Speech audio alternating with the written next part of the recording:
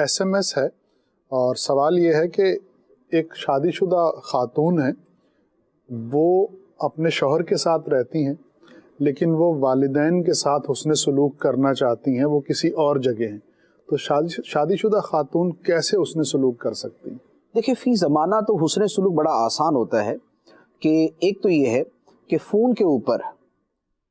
وقتاً فوقتاً ان کا حال چال پوچھتے رہنا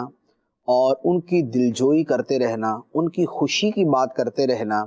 اور وہ بات کرنا کہ جسے سن کر وہ خوش ہوتے ہیں، تو اس طرح کی بات کرنا جو ہے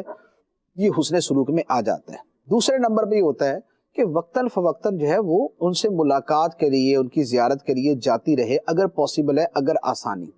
تیسرے نمبر پر یہ ہے کہ ان کو تحفہ تحائف بیچتے رہے،